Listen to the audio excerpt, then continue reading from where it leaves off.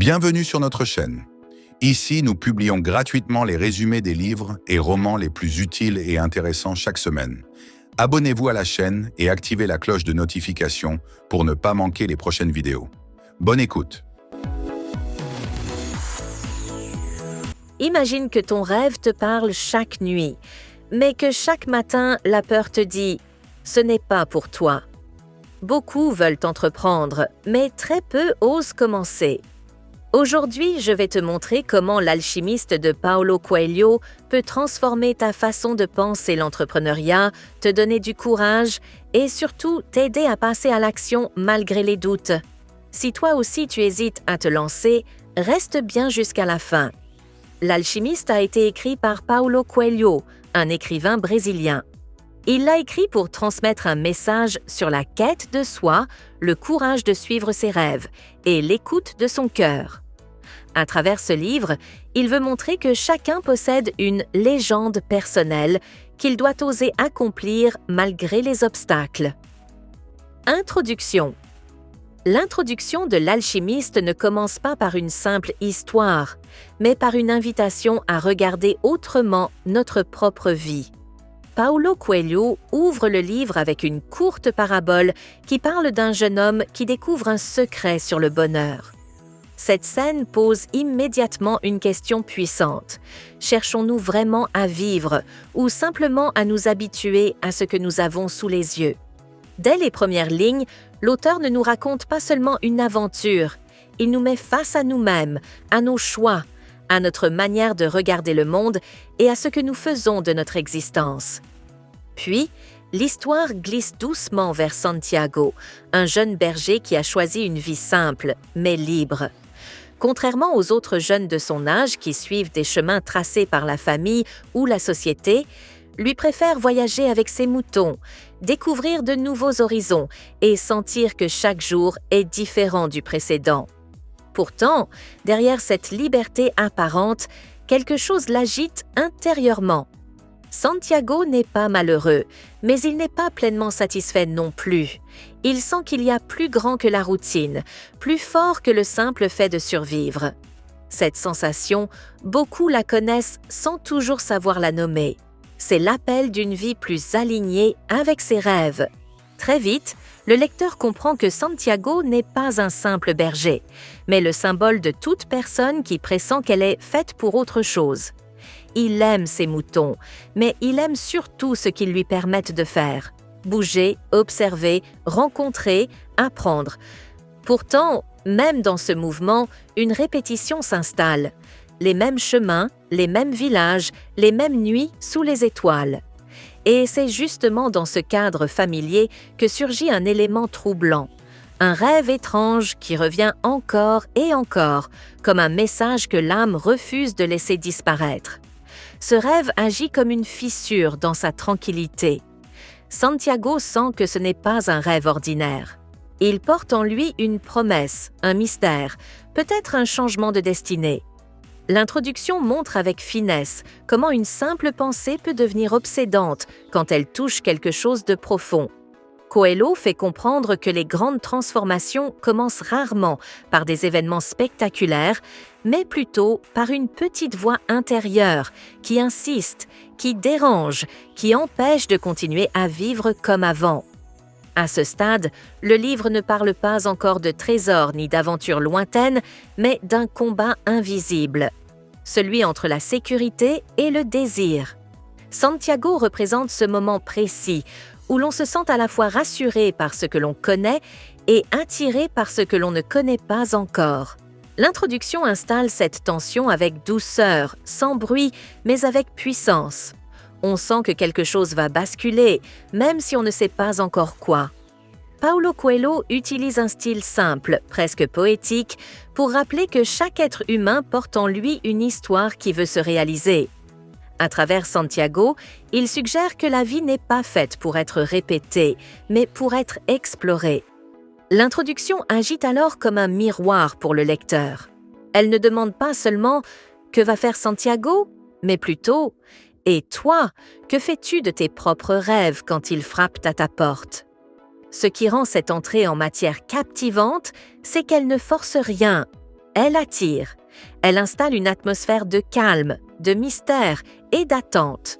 On sent que derrière la vie simple d'un berger se cache une aventure qui dépasse le voyage géographique. C'est une aventure intérieure, un chemin vers soi-même.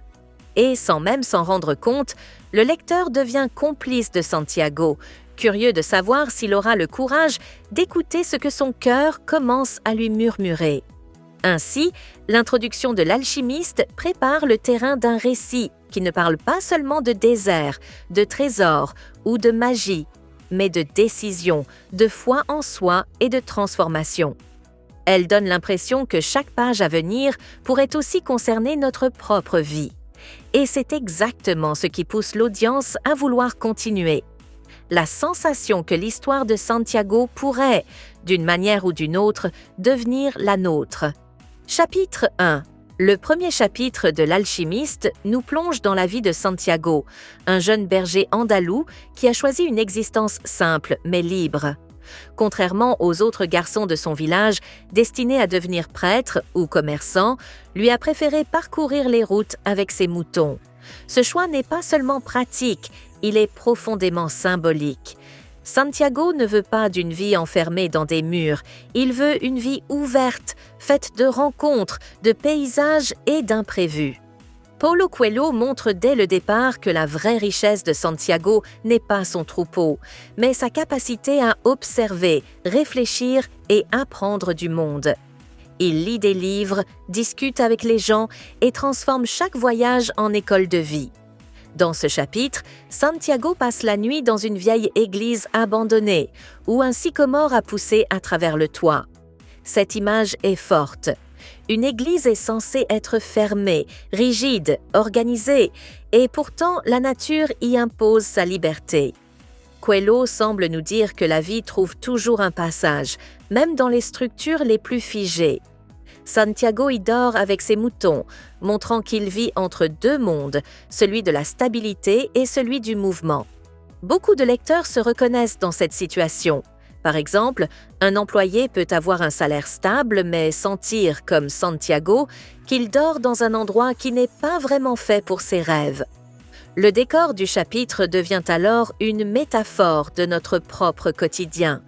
C'est dans cette église que Santiago fait un rêve étrange qui revient sans cesse.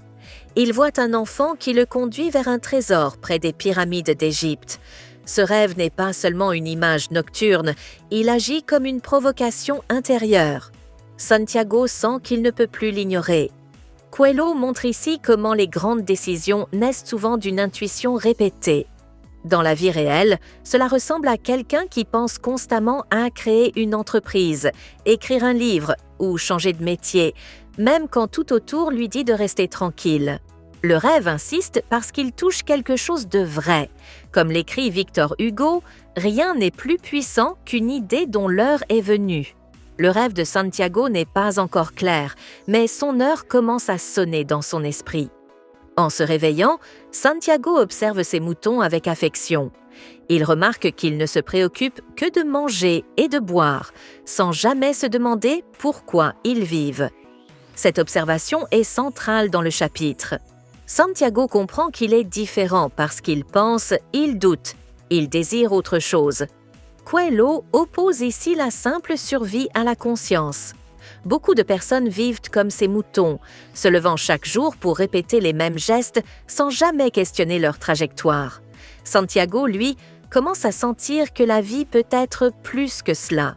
Cette réflexion fait écho à une pensée de Socrate, selon laquelle une vie sans examen ne mérite pas d'être vécue. Le chapitre invite ainsi le lecteur à examiner sa propre routine. Santiago se rend ensuite au village pour faire tondre ses moutons et vendre leur laine.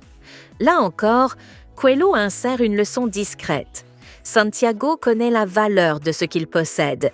Il sait négocier, observer les gens et anticiper leurs réactions. Ce n'est pas un rêveur naïf, mais un jeune homme déjà responsable. Cela montre que suivre ses rêves ne signifie pas être imprudent. Dans la réalité, un futur entrepreneur, par exemple, ne quitte pas tout sans réfléchir. Il apprend d'abord, teste, observe le marché. Santiago représente cet équilibre entre imagination et intelligence pratique. Mais ce qui rend le chapitre vraiment puissant, c'est la tension intérieure qui grandit en lui. Malgré sa vie libre, Santiago sent que quelque chose manque.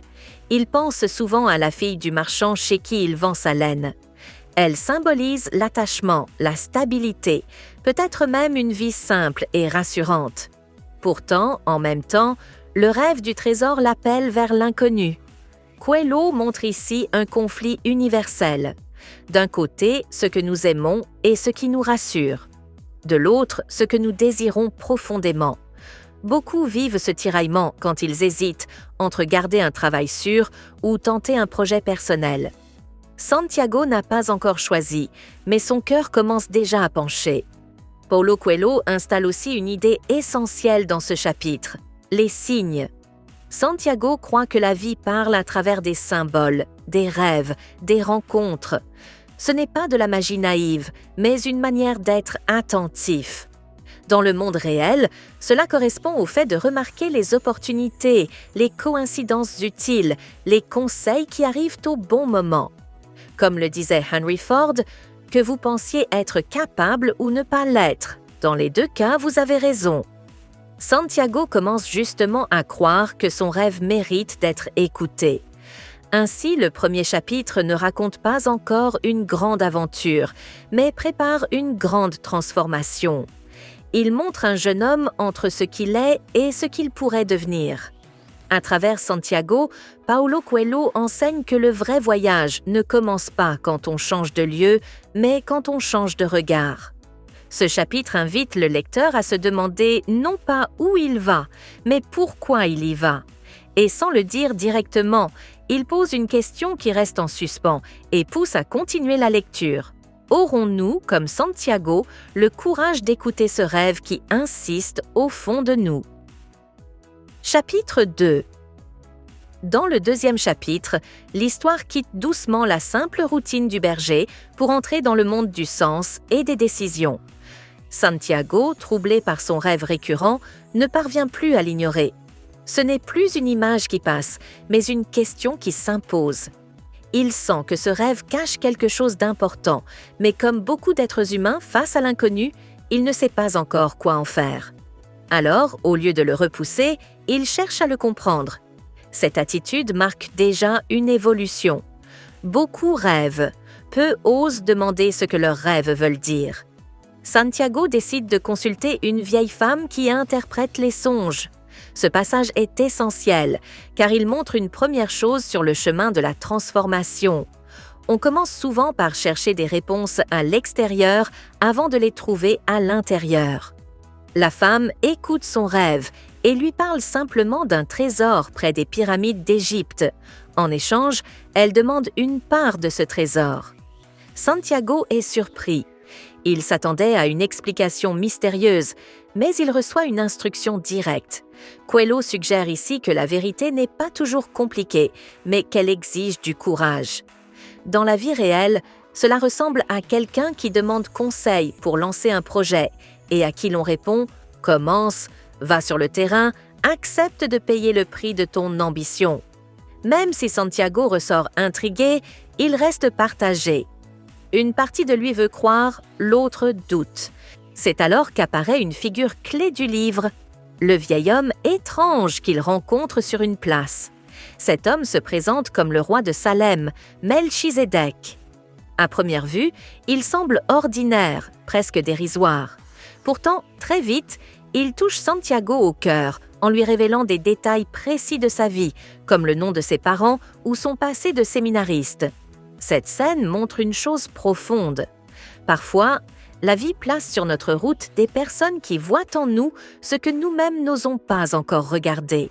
Melchizedek parle à Santiago de la légende personnelle, cette mission intime que chacun porte en lui dès l'enfance. Il explique que quand on est jeune, tout semble possible, mais qu'en grandissant, la peur, les habitudes et l'opinion des autres finissent par étouffer les rêves. Ce passage est l'un des plus puissants du livre, car il met des mots sur ce que beaucoup ressentent sans le formuler. Combien de personnes voulaient créer, voyager, entreprendre, apprendre, puis ont renoncé parce qu'on leur a dit que ce n'était pas raisonnable. Paulo Coelho nous rappelle ici que l'abandon des rêves n'est pas brutal, il est progressif. On ne renonce pas en un jour, on renonce un peu chaque matin. Le roi explique aussi que l'univers aide ceux qui poursuivent leur légende personnelle. Cette idée n'est pas magique au sens naïf, elle est psychologique et pratique. Quand une personne décide vraiment d'avancer vers un objectif, son regard change. Elle voit des opportunités là où avant elle ne voyait que des obstacles. Par exemple, un futur entrepreneur qui décide sérieusement de se lancer commence soudain à remarquer des formations, des partenaires, des idées de marché, des solutions qu'il ignorait jusque-là. Comme le disait Goethe, « Quoi que tu puisses faire ou rêver de faire, commence-le. L'audace a du génie, du pouvoir, de la magie. » Melchizedek transmet justement cette audace à Santiago. Pour prouver ses paroles, le roi demande à Santiago de lui montrer son troupeau, puis lui propose un marché. En échange de quelques moutons, il lui donnera des conseils pour trouver son trésor. Ce moment est crucial. Santiago doit sacrifier quelque chose de concret pour une promesse invisible. Coelho montre ici que toute transformation exige un prix. On ne change pas de vie gratuitement. Dans la réalité, cela peut être du temps, de l'argent, du confort ou l'approbation des autres. Beaucoup veulent un futur différent sans renoncer au présent, mais le livre rappelle que l'on ne peut pas garder la même vie et espérer une autre destinée. Le roi remet ensuite à Santiago 2 pierres, l'Urim et le Thummim, qui servent à lire les signes quand le doute est trop fort. Symboliquement, ces pierres représentent la capacité de choisir. Quand on ne sait plus quoi faire, il faut apprendre à écouter autrement, soit par la réflexion, soit par l'intuition. Coelho enseigne que l'indécision est parfois plus dangereuse que l'erreur. Un choix imparfait vaut mieux qu'une immobilité parfaite. Dans l'esprit entrepreneurial, c'est la même logique. Mieux vaut tester une idée imparfaite que rester éternellement dans la préparation. À la fin du chapitre, Santiago sent que sa vie bascule. Son troupeau, sa routine, ses projets simples ne suffisent plus. Le rêve est devenu une direction. Il comprend que rester berger serait plus confortable, mais qu'il passerait sa vie à se demander ce qui se serait passé s'il avait osé. Coelho touche ici une peur universelle, non pas la peur d'échouer, mais la peur de regretter. Comme l'écrivait Mark Twain, « Dans 20 ans, vous serez plus déçu par les choses que vous n'avez pas faites que par celles que vous avez faites. » Santiago commence à choisir l'action plutôt que le regret. Ainsi, le 2e chapitre transforme le berger en chercheur de destinée. Ce n'est pas encore un aventurier, mais ce n'est plus un simple gardien de moutons. Il est à la frontière entre l'ancienne vie et la nouvelle. Paulo Coelho montre que le vrai départ ne se fait pas avec les pieds, mais avec l'esprit. Avant de quitter un lieu, on quitte une manière de penser. Et c'est cette mutation silencieuse qui donne envie au lecteur de continuer, parce qu'on sent que Santiago n'est plus seulement un personnage, mais le reflet de nos propres hésitations, de nos propres élans et de nos propres rêves encore endormis. Chapitre 3. Le 3e chapitre marque un véritable choc dans le parcours de Santiago. Après avoir décidé de suivre sa légende personnelle, il quitte l'Espagne avec enthousiasme et traverse la mer pour rejoindre l'Afrique. C'est un moment fort, car pour la première fois, il sort non seulement de son pays, mais aussi de tout ce qu'il connaît. Coelho montre ici que décider n'est qu'une étape. Le plus difficile commence après, affronter la réalité du terrain. Beaucoup de personnes sont motivées au départ, mais peu sont prêtes pour l'inconfort réel du changement. À peine arrivé à Tanger, Santiago découvre que l'inconnu ne ressemble pas à ses rêves. Il ne comprend pas la langue, il ne connaît personne et très vite, il fait confiance à un jeune homme qui finit par lui voler tout son argent. En quelques minutes, Santiago perd ce qu'il avait économisé pendant des mois. Ce passage est central dans le livre car il brise l'illusion romantique de l'aventure. Coelho enseigne que le chemin vers ses rêves commence souvent par une chute. Dans la vie réelle, beaucoup d'entrepreneurs vivent la même chose. Ils lancent un projet, font confiance à un mauvais partenaire, investissent mal et se retrouvent découragés. La perte fait partie de l'apprentissage. Après le vol, Santiago se retrouve seul, sans argent, sans repère, dans un pays étranger. Il s'assoit sur une place et pleure. Ce moment est humain et puissant.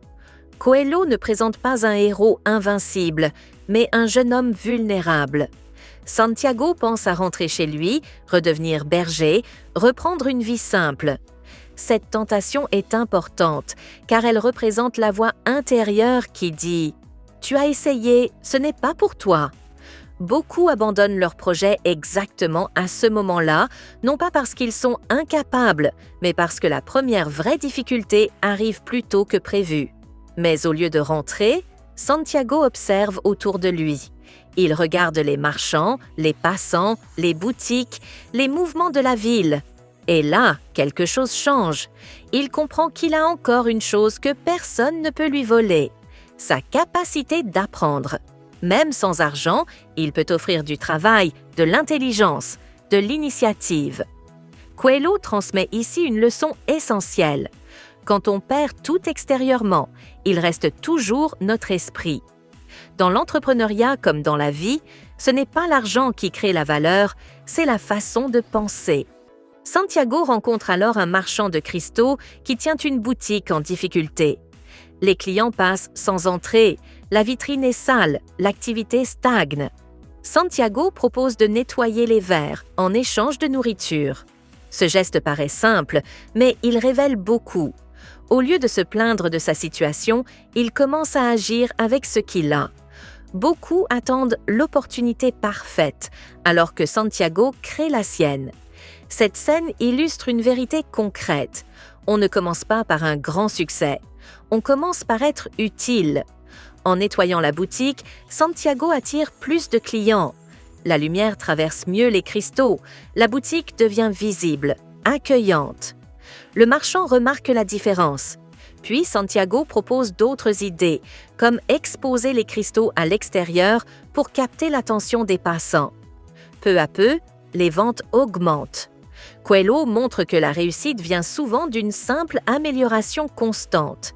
Dans la vraie vie, cela ressemble à un entrepreneur qui optimise sa présentation, son service client, sa communication et voit son activité décoller sans magie, mais par intelligence pratique.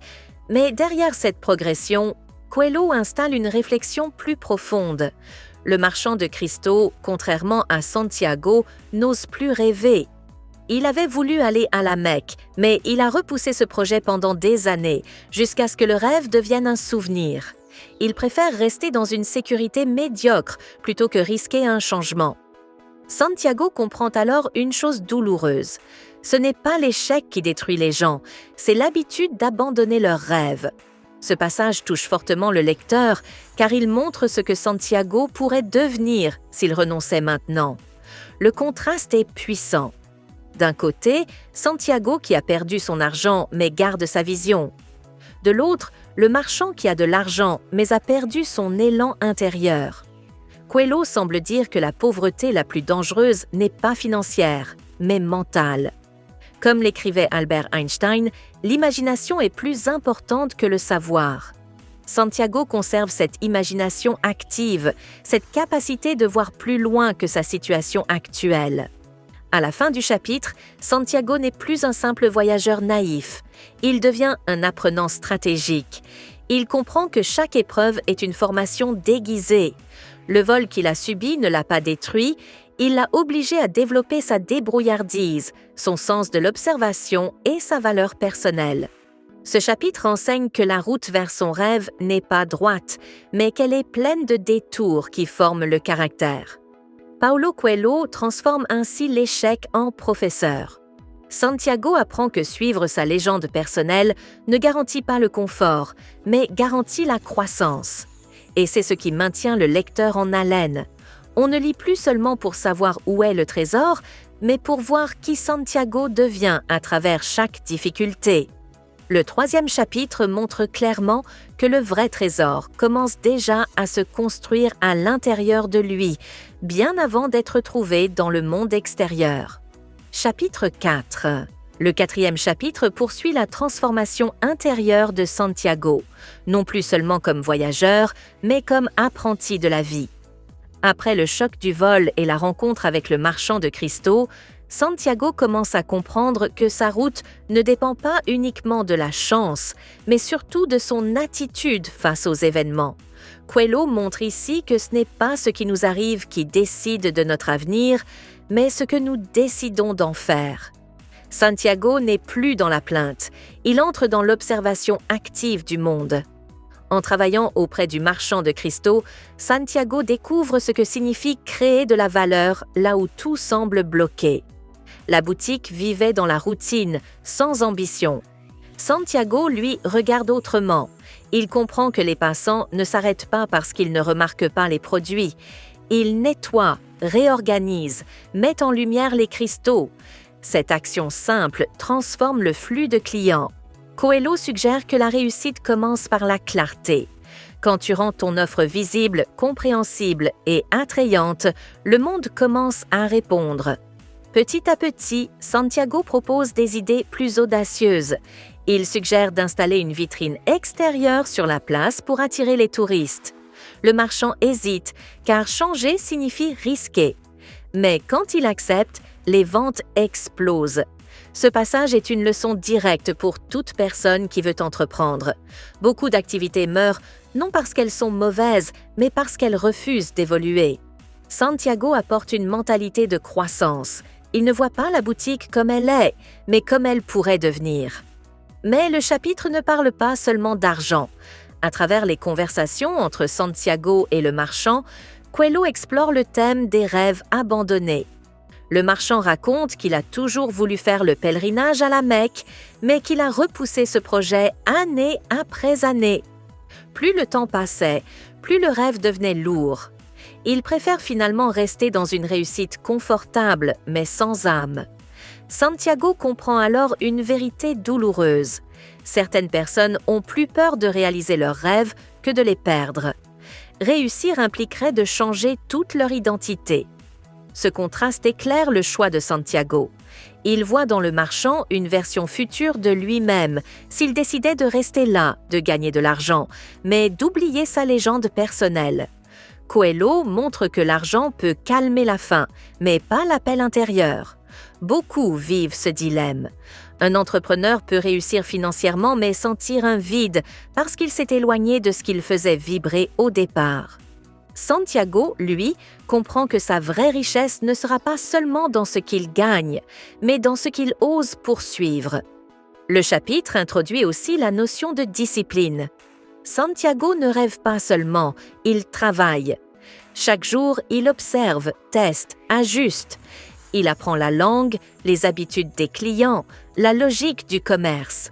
Coelho montre que la passion sans structure ne suffit pas. Le rêve a besoin d'actions répétées pour devenir réel. Dans la vraie vie, cela correspond à l'entrepreneur qui ne se contente pas d'avoir une idée, mais qui améliore son produit, écoute son marché, corrige ses erreurs. À travers cette période chez le marchand, Santiago découvre également le pouvoir du temps. Le succès ne vient pas en un jour, mais par accumulation. Chaque cristal nettoyé, chaque client satisfait, chaque décision prise renforce sa confiance. Coelho nous rappelle que la patience n'est pas l'attente passive, mais un travail constant orienté vers une vision claire. Plus profondément encore, Santiago apprend à lire le monde comme un langage. Il comprend que les situations parlent à ceux qui savent observer.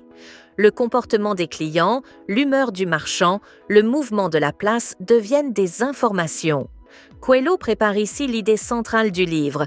L'univers communique avec ceux qui sont attentifs. Ce n'est pas mystique, c'est stratégique. Plus tu observes, plus tu comprends où agir. À la fin du chapitre, Santiago a changé de posture mentale. Il n'est plus victime des circonstances, il devient acteur de sa trajectoire.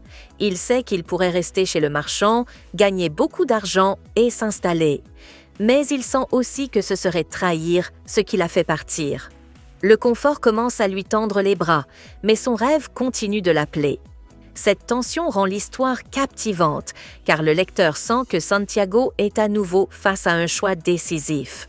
Paulo Coelho montre ainsi que chaque étape de la vie teste notre fidélité à nous-mêmes. Ce n'est pas quand tout va mal que l'on abandonne le plus souvent, mais quand tout commence à aller bien.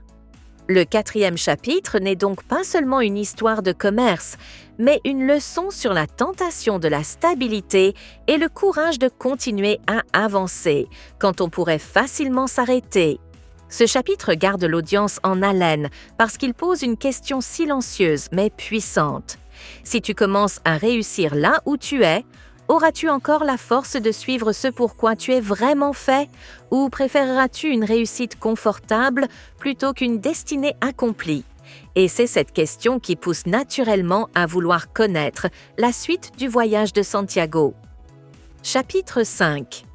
Le 5e chapitre marque un moment clé dans le parcours de Santiago, car il quitte progressivement la phase d'apprentissage pratique pour entrer dans une compréhension plus profonde du sens de son voyage.